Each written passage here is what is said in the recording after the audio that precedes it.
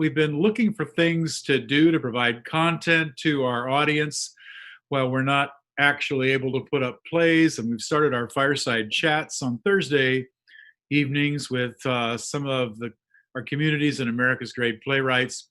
We thought we'd do something a little different. We're calling this series Zoomlets. And they are made up of a short play, but they are basically director driven. We hire a director, and then the director finds a play that they're interested in, that they would like to produce, and some actors to be in the play. Then the director will introduce the play to us, talk about the themes of the play, why they think it's important, and then introduce the actors who will then read the play. And afterwards, there'll be a discussion about how it went. In some cases, we'll be very, very lucky and actually have the playwright on hand, which is the case tonight. So I hope you enjoy these. Let me know what you think of it. It's an experiment in content, something a little different than what we've done in the past, and we're hoping you all enjoy it. So without further ado, I'm going to introduce the first director of the first Zoom, a director whose work you've seen many, many times on our stage, Susi Damilano. Woo! Thank you, Bill, and thank you everybody for being here tonight. This is pretty exciting and honestly a little scary because I've never done a first read over Zoom where I can't look around the room and see how everybody's responding. But for it being the first one, I couldn't be more excited than to be working with Ruben Grijalva again. He is our playwright. And we just did a play together over at Playground. And he is under commission and to write a play for the Playhouse and has submitted a draft, which he's waiting for me to read. but luckily, I've been given a little bit of extra time because he's been busy, and I'm going to let him introduce himself and let us know what he's been busy with. I'm also super excited to be working with Katrina McGraw, who you've seen in many of our shows. And I just, from the moment I got the pleasure of seeing her audition for me, was swept away by the immense talent, and you will be too. And Babak Bakhtiari, who also is an incredibly talented person that I just got to do yoga play with both here and in Laguna Beach. And ooh, I hope that wasn't how you were going to introduce yourself because I just stole that from you, Babak. But I'm going to just hand it over first to Ruben, and then Ruben, you pass it on to the actors to introduce yourselves. Hi, I'm so excited to be working with Susi here again, this time at Playhouse. I have been busy feeding a child at night. We had just had our first child just over 3 weeks ago, and so I've been busy not sleeping up, helping my wife Kelly take care of this little monster that we have on our hands now. We're so excited. She's fantastic. Her name's Genevieve. And that is pretty much my whole life right now, other than occasionally popping on Zoom to do some sort of theater thing. So I'll turn it over to Katrina. Hi, my name is Katrina. Thank you for that intro, Susie. That was like, I'm like blushing. You may have seen some of my work at SF Playhouse. The last thing I was in was Mary Poppins. I was Bird Lady and Miss Andrews.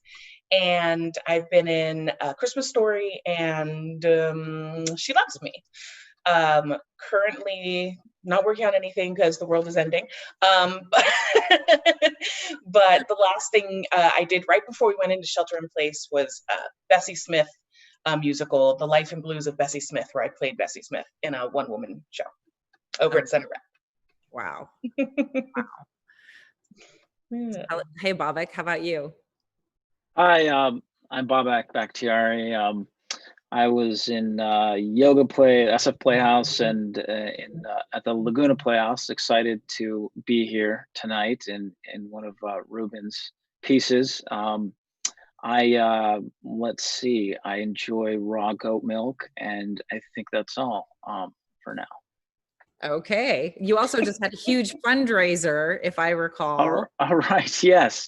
We had a really exciting fundraiser with a couple other actors for hunger relief efforts for Moms Against Poverty. It was called Hunger Relief Night Live. And that was really exciting. If anyone's curious what that's about, you can Google it or YouTube it. And yes. You guys did an amazing job. Just watch the trailer, everybody. And the trailer alone deserves a donation. So take a look at that. Thanks, Susie. So what we're going to do tonight is basically, we haven't read the play together. We haven't sat in the same room together until this very moment. So we're just going to treat it like it's like if I was having a first rehearsal. This is exactly what we'd be doing. We'd be introducing each other and then getting down and reading the play. But before we read the play, I just want to, because we get the benefit of having a playwright in the room, I always like to ask, what inspired you to write this play? Yeah, I remember the first time I traveled. So I was born and raised in Northern California, and I remember the first time traveling to the East Coast and having seeing, I think it was a ball game, and someone was asking me about what it's like to live in California. Like, do you see movie stars all over the place? And it was just this like moment of like, this was like, I was probably 12 years old when this happened, but it stuck with me that like the sort of notion of what California is and who a Californian is and what the California dream is. For most of the world is tied up in Hollywood, but growing up in Silicon Valley, I grew up in San Jose, there's sort of this other like parallel dream that people are more familiar with now. But it's a big place, and it's very different cultures in Northern and Southern California. It really feels like two different states. And so I just wanted to sort of explore that, some of the little nuanced ways in which we communicate differently and think about the world differently, even though we are one giant state the size of, I don't know, France or something in terms of population. So very cool. Well, that's amazing. Well, when we picked doing this play a while ago, but one of the things that I was really excited about it when I was thinking about doing it for tonight is the time that we're in right now. Like Katrina referred to it as the world is ending. And I couldn't agree more. I mean, we've all been in quarantine now for 3 months, and I haven't worn a pair of pants in 3 months that aren't stretchy or a dress. And even right now I have some fabulous pajama bottoms on. Yes. But and I feel like we're in this time in our lives where the world that we used to know has ended. And I just feel like we've been given this time to really reflect and think about what things need to be changed, what can we change, and really make an impact. And I do think impact is being made. And what is fabulous about this play and its pebble into the river of this movement is I feel like it's a sweet way for people who have differences and definitely different attitudes about each other, knowing where they're from, they instantly have a different opposing attitude towards each other. And through the play, they find common ground. And to me, that is the world that I want to live in. If the old world has ended, I want to live in the world where we go, hey, we're different. And then we keep talking and we go, oh, you're pretty cool. So I really like that about this piece. And I'm excited to see, I'm excited as we read through it to think about how can we bring the current moment into these words. I don't know. So have you guys read the script, or are we doing this as a complete, fresh, first time read? Not to put you on the spot. I told you you didn't have to read it. I actually didn't get the script yet, so I'm just kind of waiting. I'm totally kidding. Totally kidding. Yeah, I've read through it. I breezed through it once, and then I kind of read it out loud. Okay, cool. Same.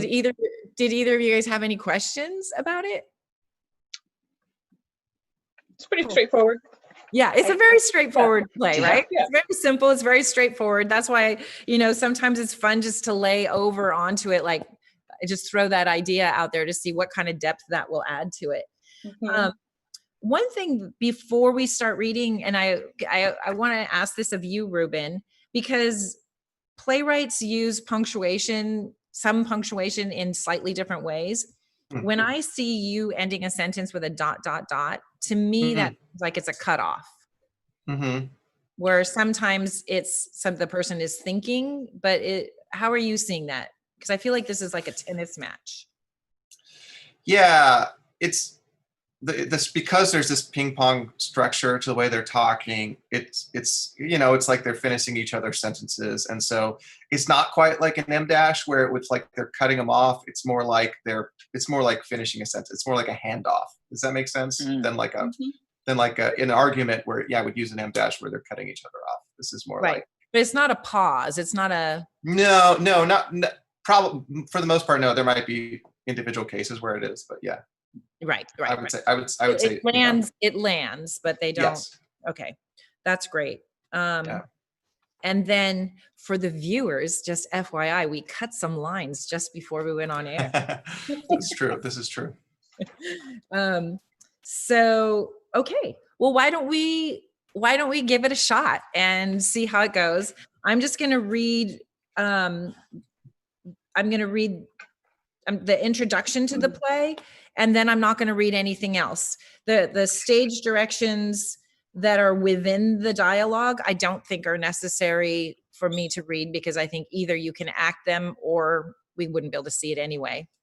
And when we do that, we're going to give the screen just to you, Katrina, and Bobak. So I'm going to turn off my camera and we'll come back on after the read. So bye, have fun. Oh, okay. Where 101 becomes the 101 by Ruben Grijalva. Characters: Angela from San Fernando. She's a San Fernando Valley girl. And Francis, a Silicon Valley boy. Lights up. Two rolling chairs approach each other from either side of the stage. One is driven by Angela, the other by Francis. They meet in the middle, stop, honk their horns, get out of their cars, stare aggressively at one another for a moment, then turn to the audience. Somewhere in California, there's a place where the 101 becomes simply 101. Allow me to translate. Somewhere in California, there's a place where 101 becomes the 101. Just north of Paso Robles. Just south of King City. Right along the Salinas River. Or do you just call it Salinas River?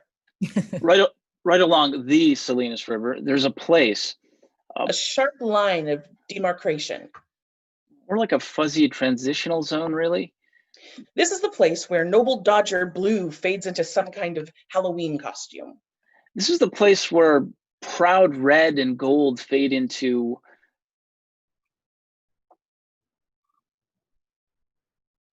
This is the place where the warm, inviting ocean suddenly becomes a bleak, frozen hellscape. Where the bright blue sky turns a rich cacao brown. Where the beautiful bronzed bodies give way to ghost-like creatures with overgrown beards. Where substantial conversations give way to substantial plastic surgery. Where Mexican food suddenly goes bad. Where all the food suddenly goes bad. Where hippies. Where mega churches. Where Fresno. Where Barstow. Where I fell in love. Where I also fell in the love. Backing up. Spoiler alert. I grew up in the valley. Actually, I grew up in the valley. Don't you just call it valley? The valley, where we make the future. The valley, where we make porn. Entertainment, legitimate entertainment.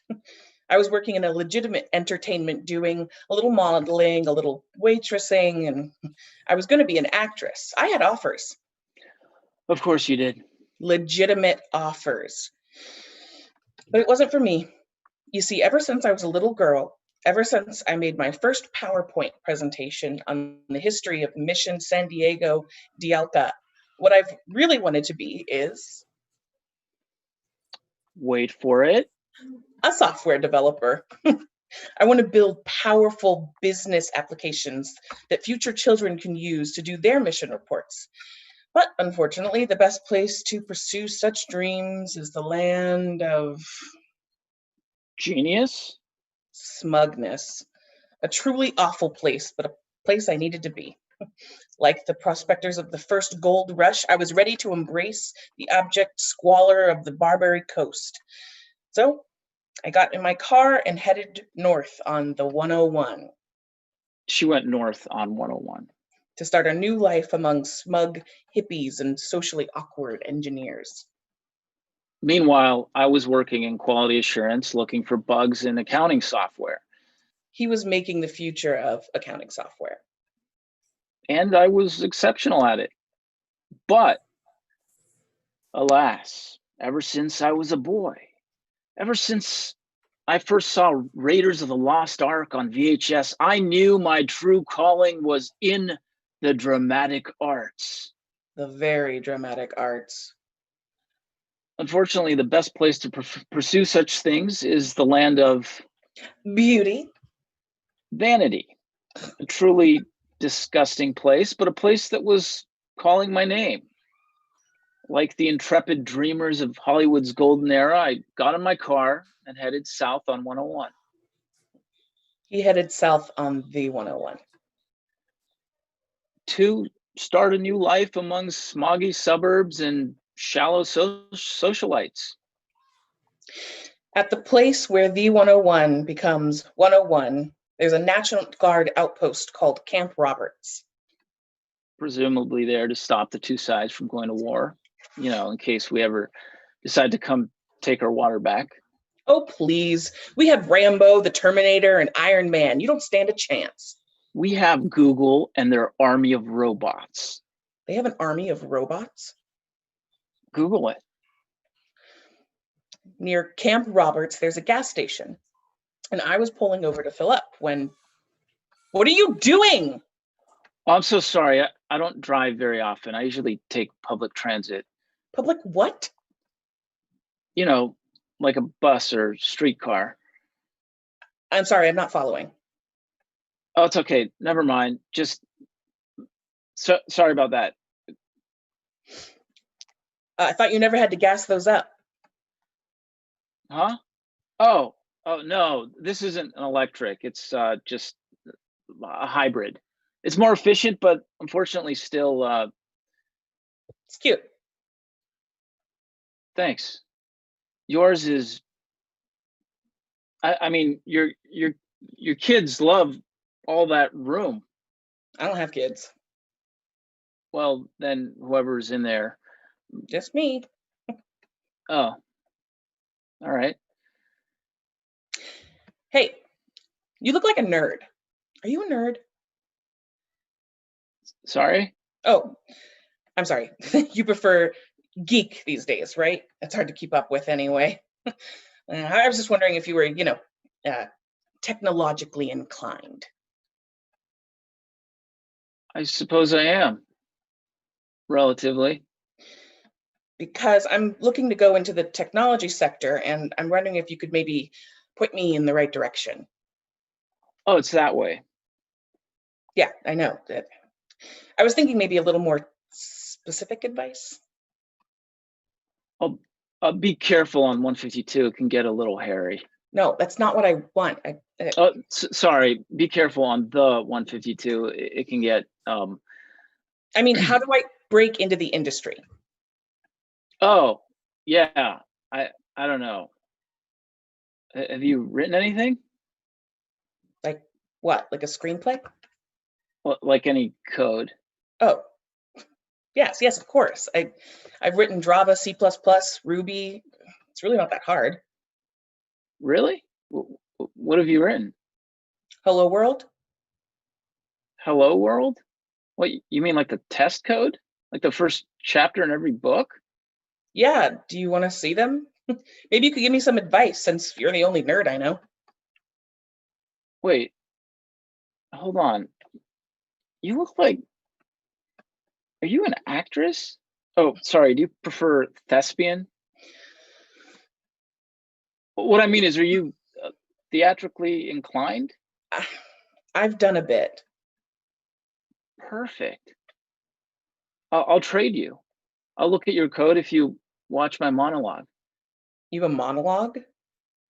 Yes, I'm going into the entertainment business, and I've read it helps to have a monologue for auditions and such.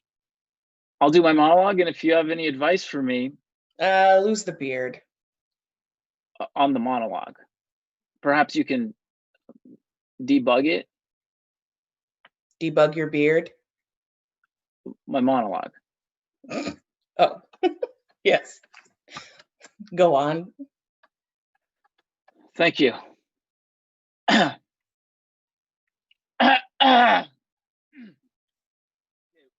Right now I'm still me, but when I turn back, I'm gonna be somebody else.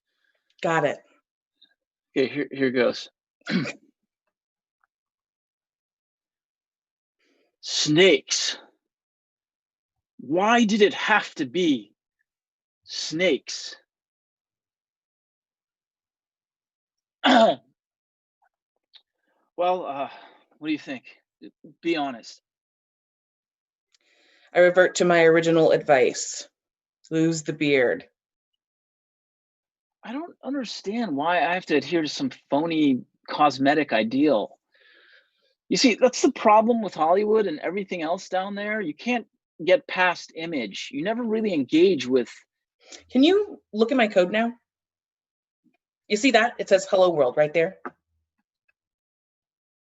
It sure does. Here's the code. Do you speak Java?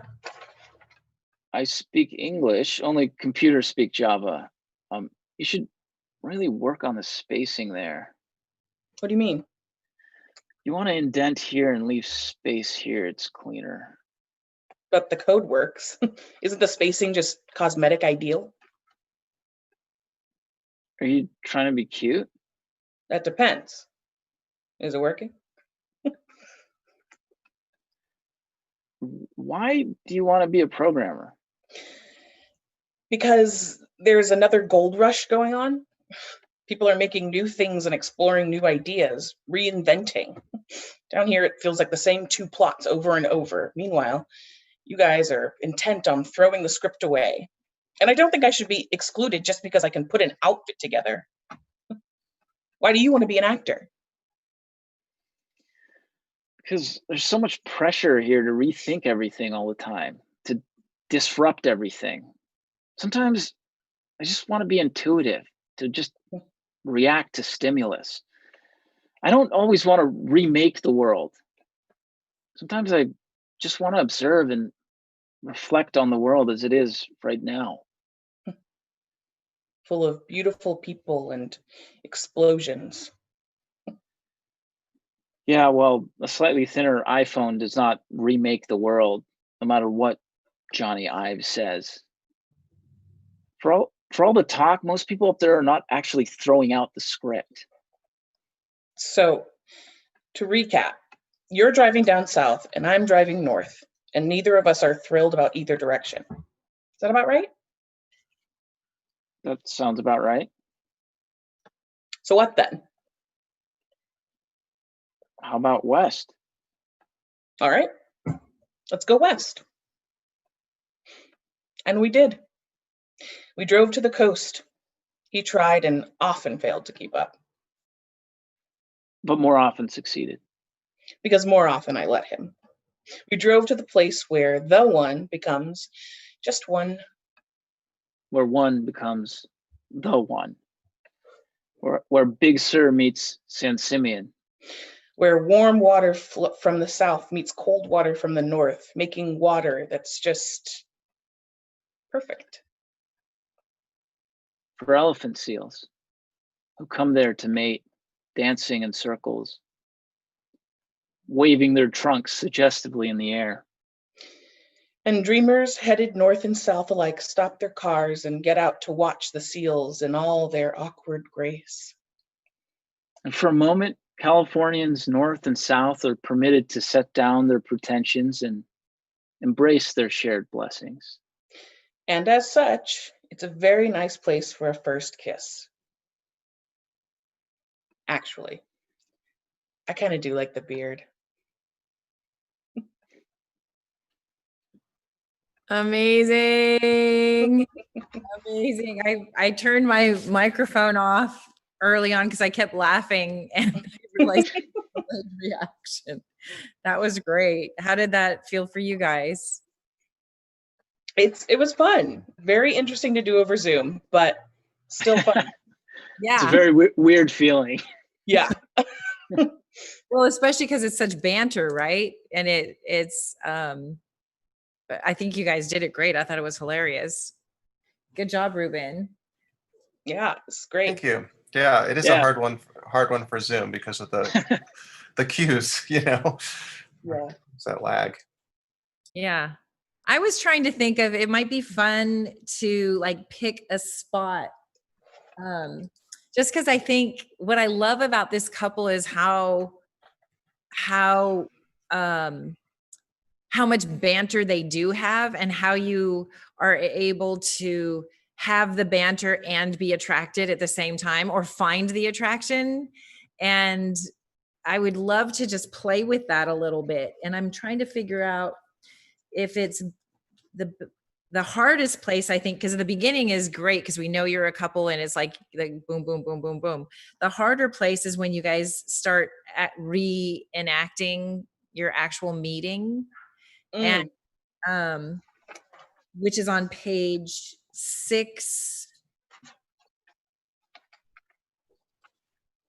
It leads into it at the bottom of page 5, obviously. And then it starts with, what are you doing? Because what we didn't get, I should have probably said, she leans on the horn. But I don't know. I thought it might be fun.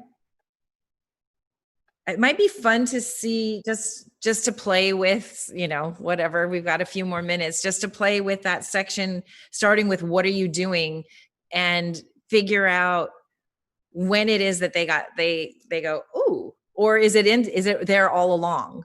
I don't know. Do you have thoughts on that, Ruben? On whether, you mean, do they like each other at first glance? I think no. I think it's a discovery, because I think that, you know, where they meet in the middle, like that's the classic California, like, right, like the pissed off driver. That's something that both sides share, right? And that, you know, starting with that interaction, you're not necessarily gonna like the person. So I think it's more fun if they slowly find what they like about each other. I love that. So let's start that on page in the middle of 6, where you say, what are you doing? And then see if we can identify when the sparks start. Are you guys up for it? Okay. Sure, yeah. Yeah. So I'm trying to find it, middle of 6. Yeah. It's Middle of 5, I think, or right? Middle Or end of 5. where she says near Middle of 5. Oh, okay, middle of 5. Okay, great. Oh, Found sorry. it. Yeah, it's middle of 5.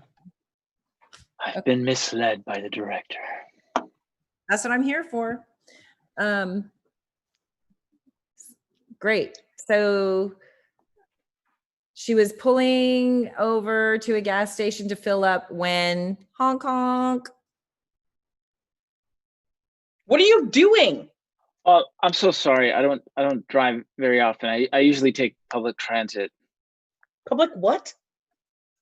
You know, like a bus or streetcar. I'm sorry, I'm not following. It's okay.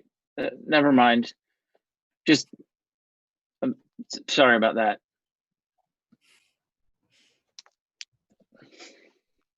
Thought you never had to gas those up. Huh? Oh, no. This isn't an electric. It's just a hybrid. It's more efficient, but unfortunately still It's cute. thanks. Yours is I mean your kids love all that room. I don't have kids. Well, then whoever's in there. Just me. Oh, all right. Hey, you look like a nerd. Are you a nerd? Sorry. Oh, I'm so sorry. You prefer geek these days, right? Ugh, so hard to keep up with. Anyway, I was just wondering if you were, you know, technologically inclined. I suppose I am. Relatively. Because I'm looking to go into the technology sector, and I was wondering if you could maybe like point me in the right direction. It's that way. Yeah, I know. I was thinking maybe a little more specific advice. Be careful on 152. It can get a little hairy. No, that's not what I. Sorry, be careful on the 152. It can get. I mean, how to break into the industry. Oh, yeah. I don't know. Have you written anything? Like what? Like a screenplay? Like any code? Oh, yes, of course. I've written Java, C++, Ruby. It's really not that hard. Really? What have you written? Hello World. Hello World? What, you mean like the test code? Like the first chapter in every book? Yeah. What, do you want to see them? Maybe you could give me some advice since you're the only nerd I know. Wait, hold on. You look like, are you an actress? Oh, sorry, do you prefer thespian?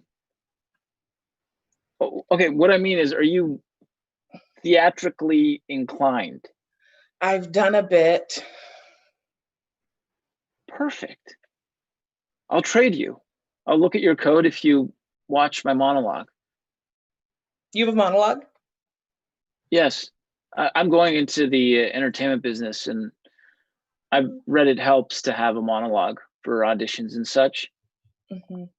I'll do my monologue, and if you have any advice for me, Lose the beard.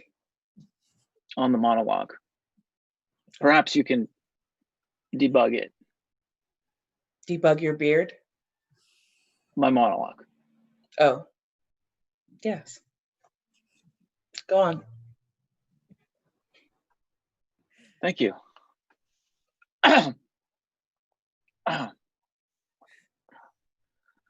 Okay, right now I'm still me, but when I turn back around, I'm gonna be someone else. Got it. Okay, here it goes. Snakes.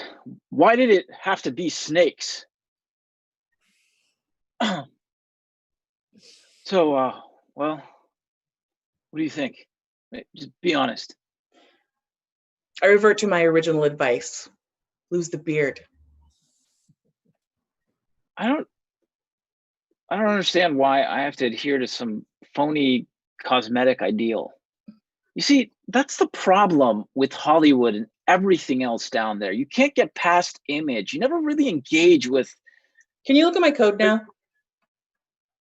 You see that? It says hello world right there. It sure does. Here's the code. Do you speak Java? I speak English. Only computers speak Java.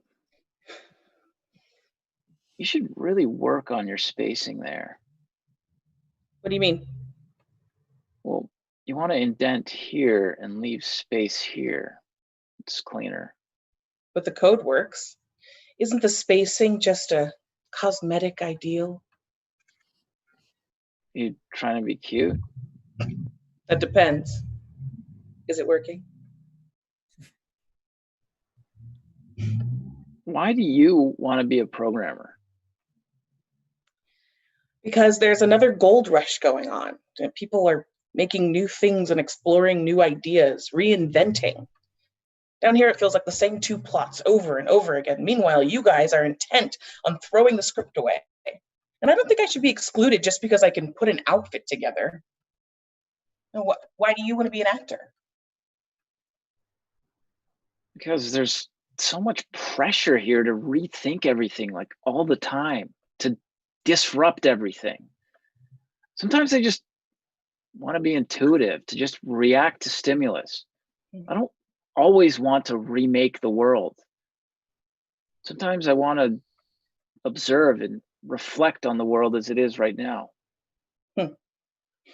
Full of beautiful people and explosions. Yeah, well, a slightly thinner iPhone does not remake the world, no matter what Johnny Ives says. For all the talk, most people up there are not actually throwing out the script.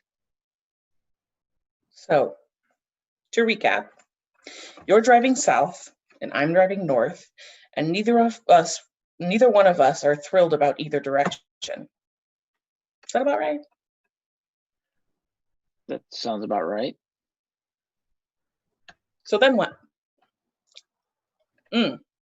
So what then? How about west?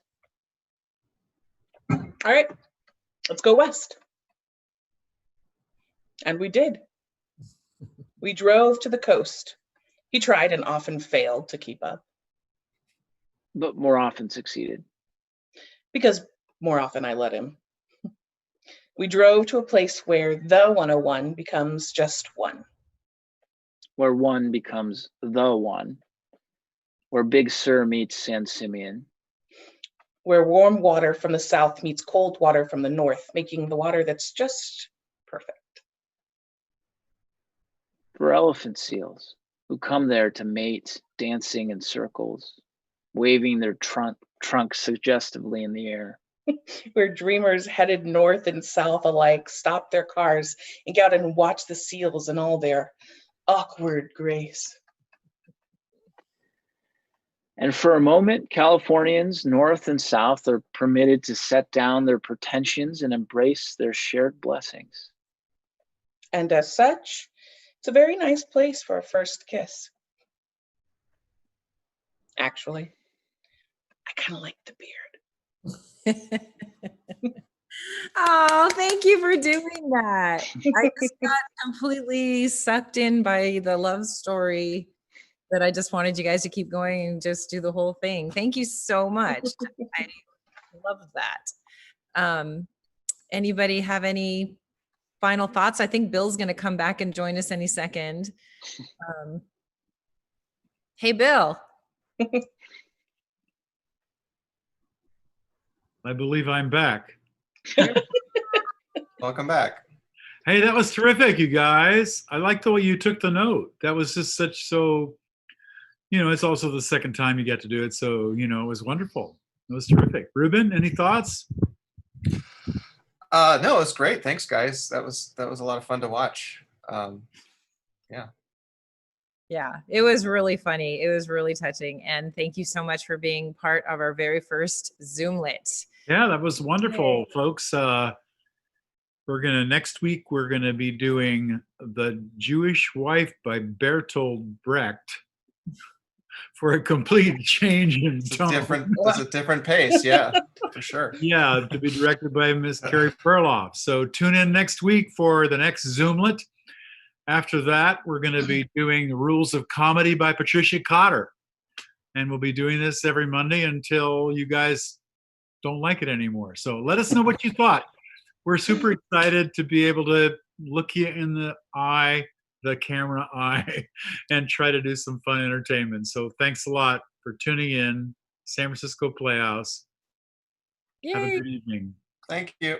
Hey, everybody. Bye.